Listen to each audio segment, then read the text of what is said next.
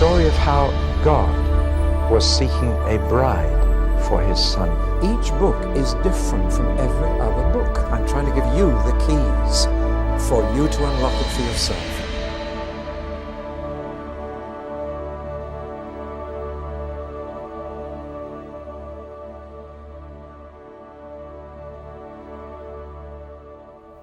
I'm going to begin by reading a poem which will introduce the whole series of Bible studies. It goes like this. Yes, I thought I knew my Bible, reading piecemeal, hit or miss, now a part of John or Matthew, then a bit of Genesis, certain chapters of Isaiah, certain Psalms, the 23rd, 1st of Proverbs, 12th of Romans. Yes, I thought I knew the word, but I found that thorough reading was a different thing to do. And the way was unfamiliar when I read my Bible through. You who like to play at Bible, dip and dabble here and there, just before you kneel a weary, yawning through a hurried prayer. You who treat this crown of writings as you treat no other book, just a paragraph disjointed, just a crude, impatient look. Try a worthier procedure. Try a broad and steady view. You will kneel in awesome wonder when you read the Bible through. Well, what this series is trying to do is to help you to read the Bible a book at a time, because God gave us this library of books. It's not one book, it's 66. And it's a library, and each book has its own message, and everything in that book relates to the message of the book. Now, most people who resolve to read the Bible through get stuck in the third book called Leviticus. And I can understand why. There are at least three reasons why it is a very difficult book to read. The first is it's boring. It's like trying to read the telephone directory through. You might find the name of someone you know sooner or later, but it's boring because it's so different in content from other books of the Bible, especially from the first two. The first two are full of stories, full of narrative. There's a plot, there's drama, things are moving, and then suddenly when you get into Leviticus, there is hardly any narrative at all. And since we regard the Bible as a book of stories, and then we come across a book that has no stories, it kind of throws us off balance. And we get a bit bored because there's no story. Second reason is because it's so unfamiliar. It's not only boring, it's unfamiliar. It's a different culture as well as a different content. We're moving 2,000 years or 3,000 years away and 2,000 miles away, and it's a totally different world. And we read about things that we're just not familiar with. For example, the way they deal with infectious disease in Leviticus. A poor person has to tear their clothes and let their hair grow long and not brush it, and cover the lower part of the face and go around shouting, unclean, unclean. Well, that's not how we deal with infectious diseases in our society. It's so unfamiliar, it's so different. And a lot of it is rather weird, even bizarre. You didn't have to go to church last Sunday carrying a little lamb or a pigeon and give the pastor the poor creature who would then slit its throat in front of the crowd. If you do that, you have to have red carpets rather than blue carpets in your church. But it's just so unfamiliar. It's just so different from anything we're used to. And thirdly, it seems to be irrelevant. Not just boring and unfamiliar, but irrelevant. What has that got to say to me living in 1993? What has it got to say to me on Monday morning at work? It just seems irrelevant. And somehow deep down we know instinctively that we are not under the law of Moses. And this is part of his law. So what's it got to do with us? Well, I hope that by the end of this talk and the next, you're really excited about the book of Leviticus. It's one of 5 books that together make up what's called the Pentateuch. Penta meaning 5. The 5 books, the first 5 books in your Bible, the law of Moses. The Jews call it Torah, the books of instruction. And they read it through once a year. They start on the 8th day of the Feast of Tabernacles, sometime September, October, and they start with Genesis 1 then, and they read it through the year. and finish the next Feast of Tabernacles the following autumn. Now let's just look through the 5 books of Moses and see the shape of them, because there's a distinct shape to these 5 books which you may never have seen before. See these 2 lines narrowing down. Just keep that shape in your mind, and let's run through the 5 books. Genesis is the book of beginnings. It's what the word means, and it tells you how everything began, from our universe to the people of God Israel. Exodus, same as the word exit, the going out from Egypt. Leviticus derives its name from the tribe of Levites, one of the tribes of Israel. Then the book of Numbers is precisely what it says. It's a book of statistics. 600,000 men came out of Egypt, plus women and children, probably 2.25 million. Then Deuteronomy. Deutero means second, and nomos means law, so the name Deuteronomy means second law, because in fact God gave them his law twice, once at Sinai and once just before they crossed the Jordan into the Promised Land. That's why the 10 Commandments come twice in the first 5 books of the Bible, once in Exodus, once in Deuteronomy, the second time. So they had a kind of reminder of the law just before they went into the Promised Land. Now, when we ask, who are these books about, we begin to see this shape emerging. Because Genesis is a universal book. It's about everybody. It's about the human race. It's about the whole universe. It's a universal book. As soon as you get to Exodus, you're into a book that zooms down on one people, one nation, Israel. So it is a national book. When you turn to Leviticus, only one tribe out of the nation. See how it's narrowed down from universal through national to tribal. But as soon as you get past Leviticus, it opens out again. And the book of Numbers is about the whole nation again. And the book of Deuteronomy puts Israel against the backcloth of the entire world among the nations. And you're back to a universal viewpoint. So you've got a zoom lens that's going in and out as you go through the books. And maybe that's a reason why people get stuck in Leviticus, because while they're interested in universal things and even national things, when it gets tribal, it begins to leave us behind. But it opens out again. So by the time you get to Deuteronomy, you're interested again. Now, the next way it does this is when you ask the question, where? And look at it in space. And you find it begins with the whole earth, begins to focus in on Chaldea, Ur of the Chaldees, where Abraham lived. Then the land of Canaan, to which he came. Then the land of Egypt, where they became slaves for 300 years. But it focuses in Leviticus only on one place, Mount Sinai. So once again, the zoom lens is focused in on one place, Sinai, and then out it goes again. The journeys through the Negev, Edom and Moab, back into Canaan. But it's narrowed down to one tribe in one little place. And even more, when you ask the question, when? Once again, there's this very same shape to the whole 5 books. Genesis covers centuries, all the past history of our earth.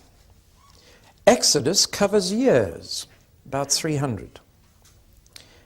Leviticus only covers 1 month. And then Numbers covers 40 years. And Deuteronomy looks forward through the centuries to the future history of Israel.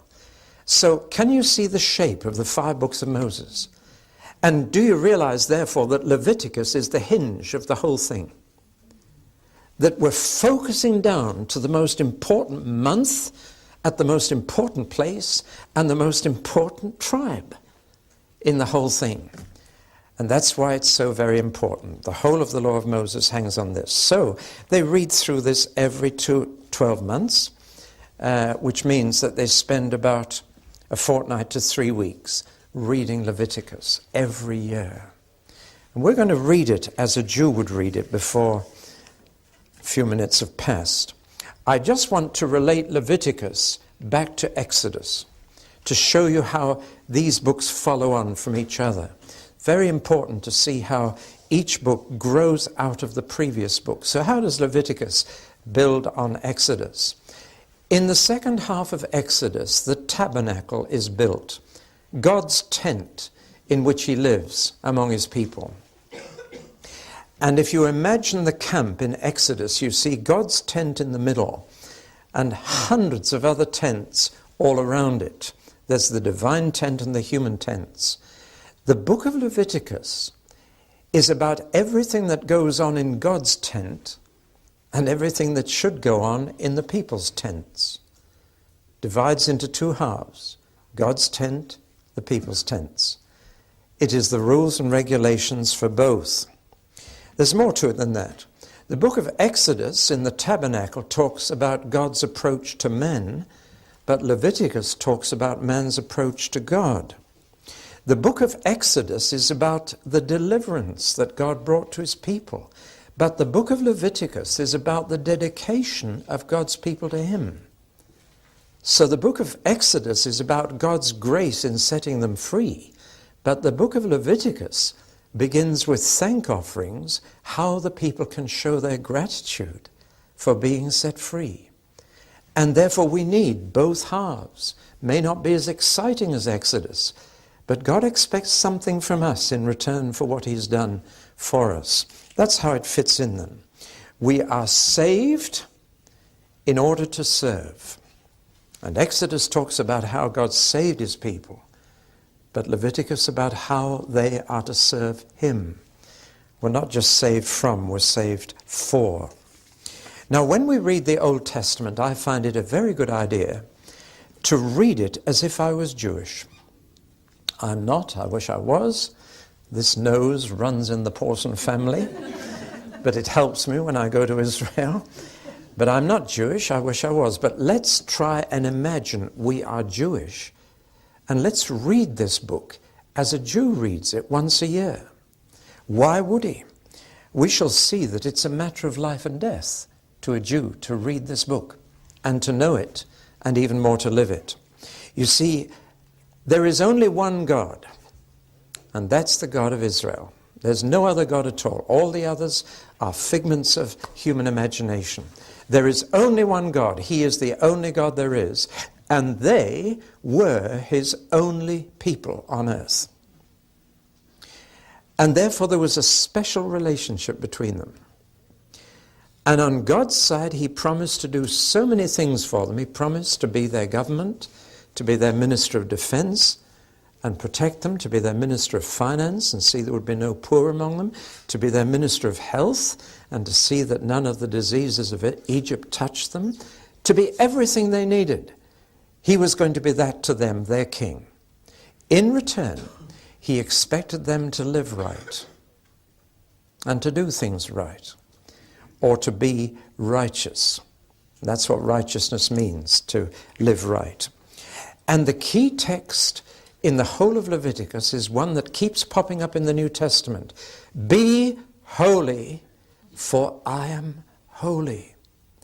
In other words, God expects the people he liberates to be like him and not to be like everybody else around them. And if you're puzzled by some of the things that appear in Leviticus, that's the key that unlocks it. When God tells them you mustn't do this, he's saying that's because the people around you do that. And you're to be different. You're to be holy because I'm holy. You're to reflect my character and let people see what I am like by what you are like. Now that text is the key. Be holy, for I am holy. You'll find it more than once. And you'll find it all over the New Testament as well, because it still applies. If God saves you, he expects you to be like him. He expects you to live his way and to be holy as he is holy.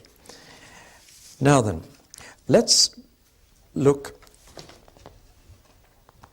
at the general shape of the whole book. I told you the book was in two halves, and once again, I'm sorry you're having difficulty seeing, once again this shape comes in, but now the shape is in the book itself. and the book builds up to a climax and then flows from a climax. It is, in fact, a multi-layer sandwich, a kind of McDonald's burger. And there's something right in the middle, and then there's a bit. And you will see straight away from the coloring of this chart that the first section corresponds to the last, and the second to the second last, the third to the third last, leaving one right in the middle. And there's a clear correspondence, beautifully put together, beautifully worked out. Remember that God is responsible for this pattern, not Moses. Did you realize that there's more of the Word of God in Leviticus than any other book in the Bible? About 90% of the book of Leviticus is the direct speech of God. The Lord said to Moses, there is no other book in the Bible that has so much of God's direct speech. So if you want to read God's Word, this is a jolly good book to start with, because you're reading the actual words of God. And so God put this together. And you can see a beautiful harmony and a pattern in it. So the offerings and sacrifices of the first 7 chapters are backed up by the sanctions and vows of the people in the last section. The priesthood, in great detail, corresponds to the worship that they are to lead and how the worship of the people is to be led. But here are the 2 main distinctions which people of God have to learn. And I'm going to come back to that in a moment, because it's very important to find out the difference between clean and unclean and between common and holy. Those are not the same things, as we shall see. And that's going to be another key. But the whole thing builds up to one day, called the Day of Atonement. That's a day on which they had to take 2 animals, and they had to sacrifice one animal inside the camp, and the other, and what a key this is, the other animal, a goat. They would put their hands on its head one after another, confess their sins, and then push the goat out of the camp into the wilderness, where it would die, with all their sins loaded on it. It's the scapegoat. That's a word I read in my daily newspaper only this morning. It's a word that came into our language from Leviticus. The scapegoat, the one who gets all the blame, the one who carries all the wrongs of others away. And we'll come back to that. Now, this shape here divides the book into 2, leading up to this day and coming from this day. And from a Christian point of view, I won't say much about this now, but we'll look at it more later. The first half describes our way to God, what we call justification in the trade. And the second half, they're horrible long words, aren't they? The second half describes our walk with God, what's called sanctification in the trade. Now, that gives you the shape of the book. Can you get the feel of it now? Once you get the shape of a whole book, it's much easier to read it, because you know where you are, and you know what part of the plot you're touching. Now, having looked at the whole book, I want to look at 1 or 2 items in it. And we'll start with those first 7 chapters, the offerings. There are 5. Running very quickly through them. The burnt offering, you brought an animal and you burnt the whole thing and you let God smell it. The whole thing was given to God, and God loves the smell of roast mutton. And it was a sweet-smelling savor to him. You were offering the whole thing to him. But the meal offering, you kept part of it for yourself, and you had a meal with God, and God had a bit of it and you had the other bit. It was a meal offering or a peace offering. You've got all the details in Leviticus. But I want you to notice that the first 3 offerings were the right way to say thank you to God for a blessing. They were not offerings for sin. They were thank offerings. In other words, do you feel grateful to God? Then this is how he wants you to say thank you. I'm speaking now to Jews, you see? And this is how you can express your gratitude to him. Are you glad that you're alive? Are you grateful for your health? Are you grateful for your money? then show your gratitude this way. And they could choose one of those three ways, just to say thank you to God. The other two offerings were not to express gratitude, but to deal with guilt. There was the sin offering and the trespass offering. And these did two things. Well, first of all, they made atonement for sin.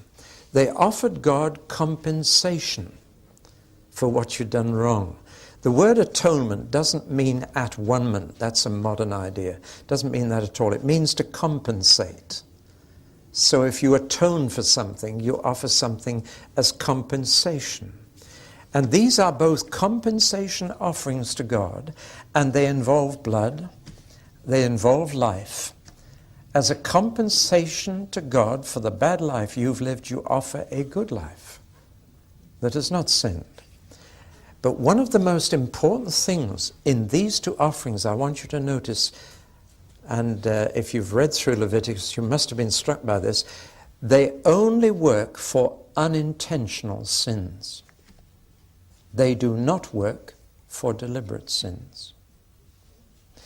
In other words, nobody's perfect. We all make mistakes. We fall into sin unintentionally.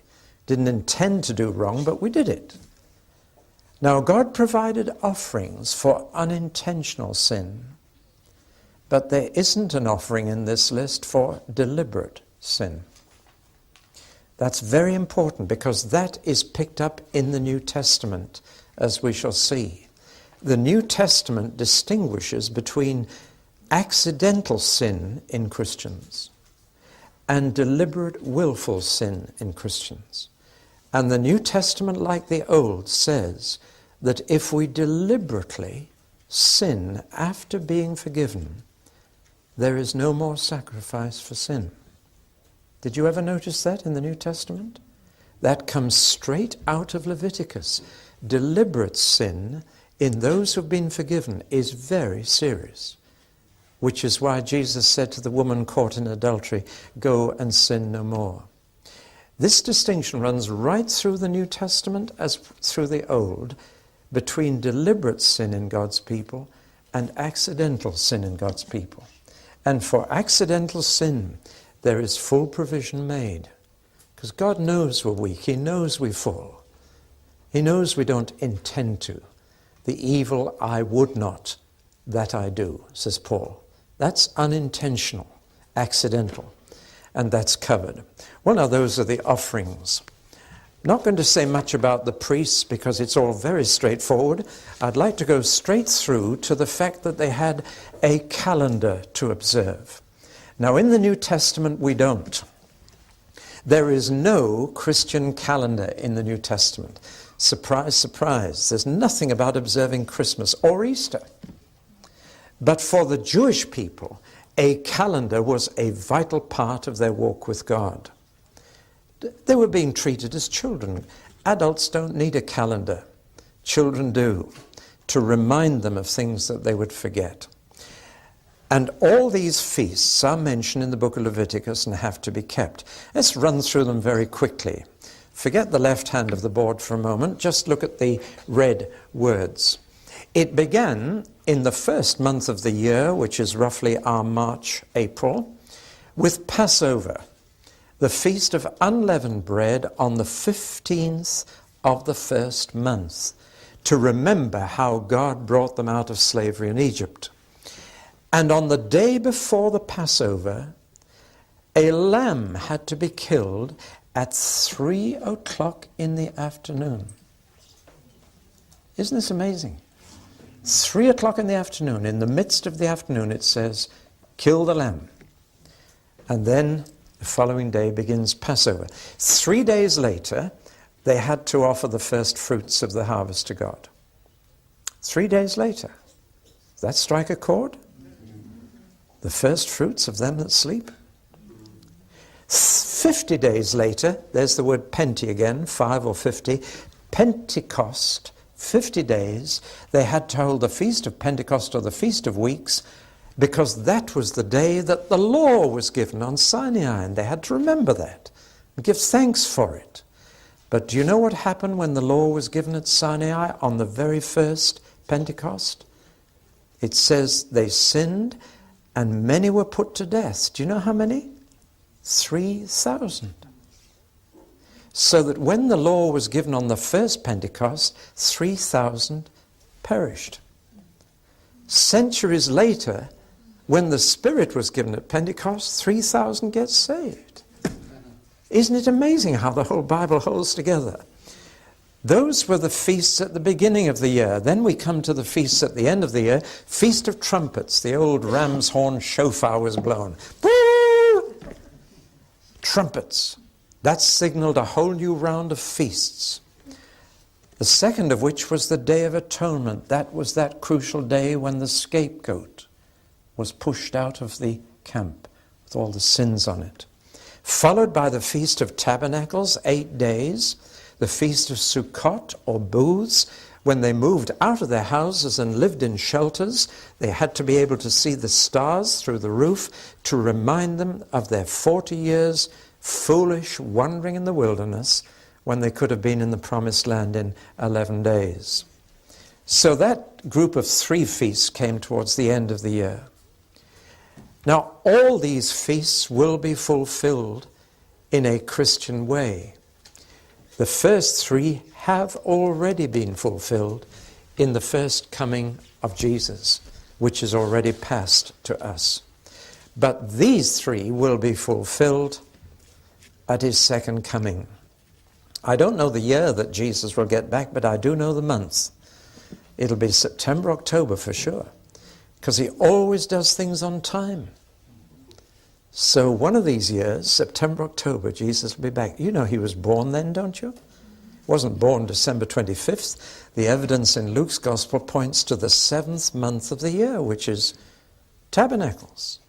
This is when they expect the Messiah.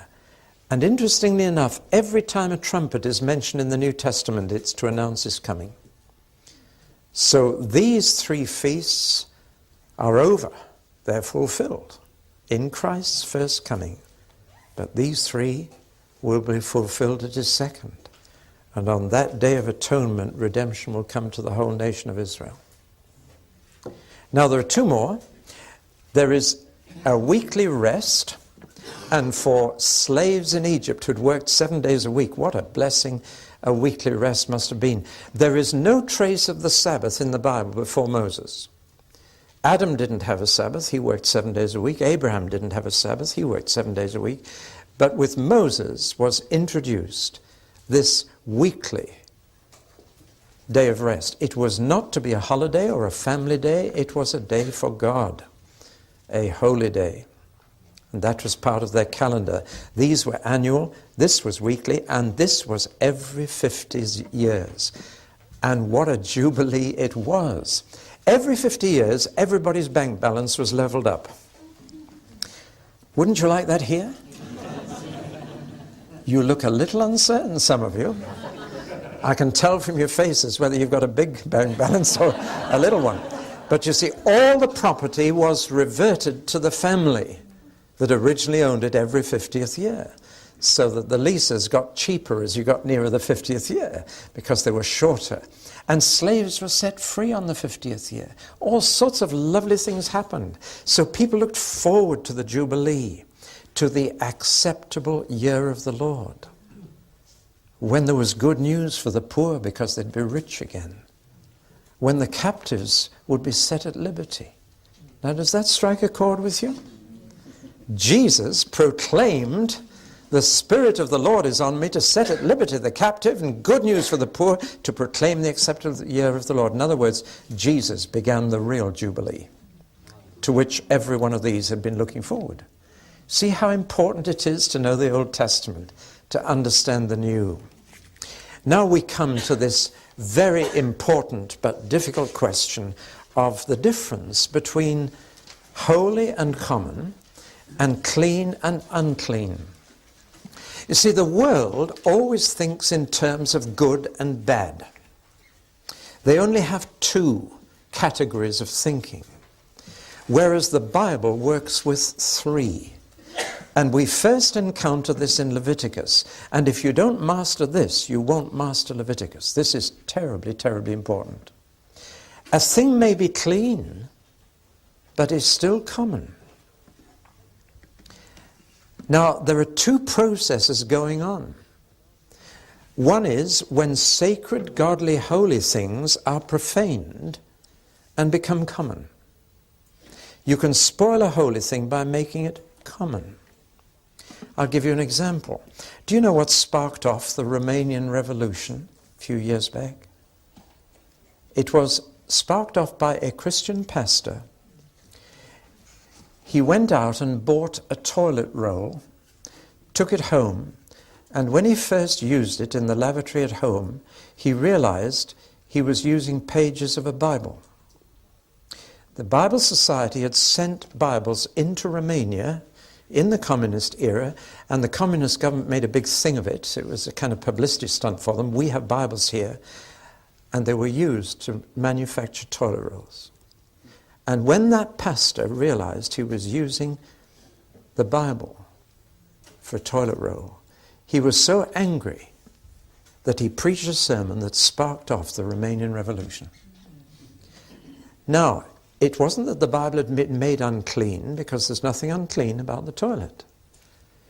It had made a holy thing common. It had profaned something. Do you see? The next stage down is to take a common clean thing and make it unclean and make it sinful.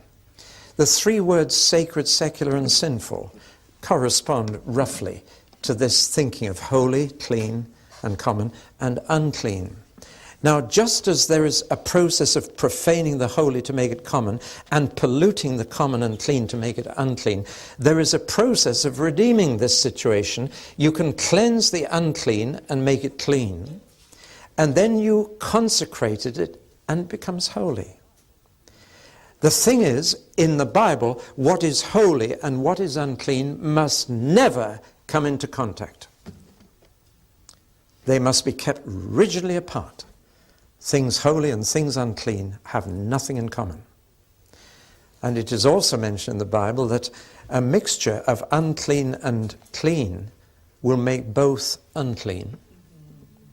But isn't that true? If you mix dirty things and clean things, do the clean things make the dirty things clean, or do the dirty things make the clean things dirty? You know.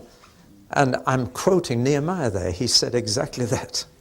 Similarly, if you mix holy and common things, that makes it all common. Doesn't make it all holy. Now, are you with me? This process here, that arrow should be pointing down, I'm afraid, I'm sorry. That arrow should be pointing down. This downward process leads to death, quite literally. Whereas this other process leads to life. But it involves sacrifice. Only by sacrifice can you cleanse what is unclean and bring it to life. By the way, how many of you are in full-time Christian service? Could I see? I said, how many of you are in full-time Christian service? Could I see? Now, you see what I mean? You see, work can be any of these three things. There are some jobs that are illegal and immoral and are unclean. A Christian couldn't be in them. There are other jobs that are clean, but common. Now, I don't mean that you've got to be a missionary or a pastor before you're holy. Depends on whether you consecrate your work to God, and you can be a holy taxi driver. You can consecrate your work and do it for the Lord, and then it ceases to be common. It becomes a holy vocation in the Lord. Do you see? You can be a missionary and you can be here. You're beginning to see something? Your money can be unclean if it's spent on bad things, or clean if it's spent on good things, or holy if it's consecrated to the Lord. Sex can be any one of these three things. Are you beginning to grasp the importance of this threefold distinction? You see, there are plenty of people out there in the world who are living decent, common, clean lives. But they're not holy people. And God just doesn't want us to be living good lives. He wants us to be living holy lives.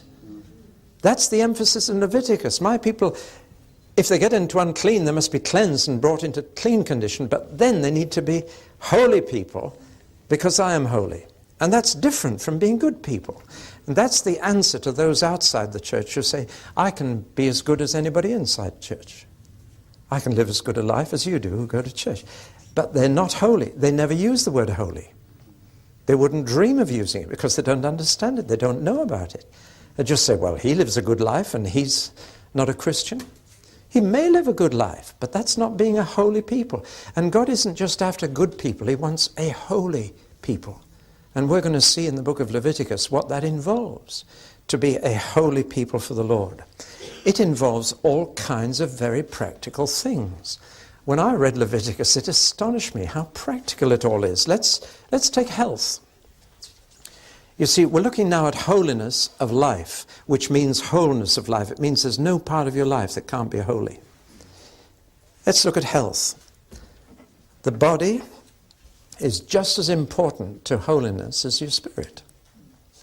And that's why Leviticus talks about haircuts, as does Paul in 1 Corinthians. That's why Leviticus talks about tattoos. Did you know the Bible said anything about tattoos? Talks about men wearing earrings, or shouldn't be. Very interesting. This is all holiness to the Lord. It's as practical as that. It does talk about bodily discharges, both male and female, and childbirth. There's an awful lot about food here, about clean and unclean food. And, they've made an awful lot of kosher food in Jewish circles. They built it all on one text, thou shalt not boil a kid in its mother's milk. So they now have 2 kitchens, 2 lots of pots and pans for dairy and meat products. That's not what the verse means at all. They've built a whole religion on it almost. I enjoy telling them that Abraham was non-kosher. He gave veal and butter to the 4 angels who visited him. Naughty Abraham. Actually, you see, that boiling a kid in its mother's milk was a fertility rite of the Canaanites. And God said, you don't do it because they do it. You're holy to me and you don't get involved in that kind of superstition. There are things in Leviticus about not getting involved in occultism or with spiritist mediums. There's quite a bit about dry rot in the house. And you're not to call the rent-a-kill man in, you're to burn the house down because you love your neighbor. If you love your neighbor, you'll burn your house down if you've got dry rot. Aren't you glad you're not under the old covenant? And then clothes. No mixed material, no mixture of wool and polypropylene or whatever. And it's a Jewish family, Marks and Sparks, that helps me to break the law of Moses regularly. Social life is covered. It says holiness means paying special attention to the poor, the deaf, the blind, and the aged. It says if you're a holy person, you'll stand up when an older person comes into the room. This is holiness. Very practical, isn't it? Covers the whole of life. The very text, you shall love the neighbor as yourself, comes straight out of Leviticus. That's part of holiness. Covers all of life. It says incest is down here. And there's a great increase in that. It says homosexuality is down here. It says buggery is down here, which cuts out Madonna's latest book. All these things are very down to earth. What is a holy life?